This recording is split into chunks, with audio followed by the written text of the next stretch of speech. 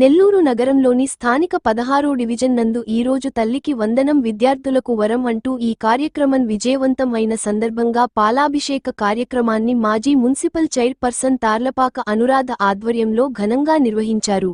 ఈ కార్యక్రమంలో స్థానిక నాయకులు, అభిమానులు తదితరులు అధిక సంఖ్యలో పాల్గొని పండుగ వాతావరణాన్ని తలపించే విధంగా నిర్వహించటం జరిగింది.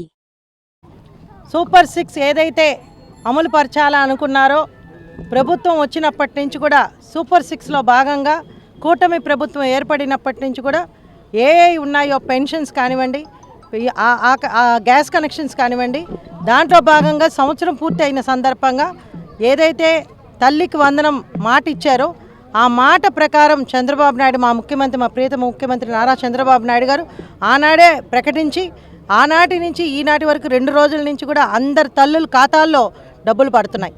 ఈరోజు మేమందరం కూడా చాలా సంతోషంగా వ్యక్తం చేస్తున్నాం. ఎందుకంటే గత ప్రభుత్వంలో జగన్మోహన్ రెడ్డి గారు ఇంటికి ఒక బిడ్డకి ఇస్తానని చెప్పి ఆ బిడ్డకు కూడా 13,000 లెక్కన వేస్తూ అది ఒక సంవత్సరం ఒక బిడ్డకు పడితే ఇంకో సంవత్సరం ఇంకో బిడ్డకు పడే పరిస్థితి కనపడింది. ఎవరైతే ఇంట్లో ఎంతమంది పిల్లలు ఉంటే అంతమంది పిల్లలకి వేయడం లేదు.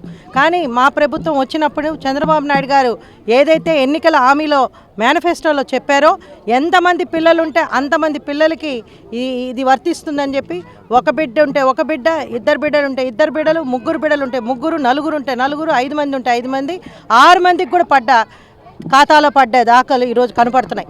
ఏదైతే మాట ఇచ్చారో అక్కడ ఒక పక్క రాష్ట్రంలో ఖజానా ఖాళీగున్నా, జగన్మోహన్ రెడ్డి గారు అప్పులు చేసిపోయినా కానీ ప్రజలకు ఇచ్చిన మాట ప్రకారం ఉండాలన్న ఉద్దేశంతో ఈరోజు ఈ సూపర్ 6లో భాగంగా తల్లికి వందనం అనే కార్యక్రమాన్ని ప్రతి ఒక్క తల్లులు ఖాతాల్లో డబ్బులు పడడం జరిగింది. Like, share, subscribe. మరిన్ని వీడియోల కోసం గంట సింబల్ ని క్లిక్ చేయండి. Thanks for watching this video.